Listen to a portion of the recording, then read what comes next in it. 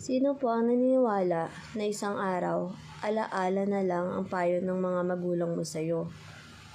At sino po ang naniniwala na isang araw, yung nanay mo na kasama mo ngayon, isang araw, aalalahanin mo na lang din?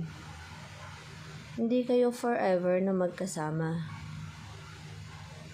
Kaya nga lahat ng magulang, hanggat kasama pa ang mga anak, gagawin ng lahat. Ipapayo ang lahat ng mabuti, paalalahanan ng anak, kasi alam niya isang araw, iiwan niya ang kanyang mga anak.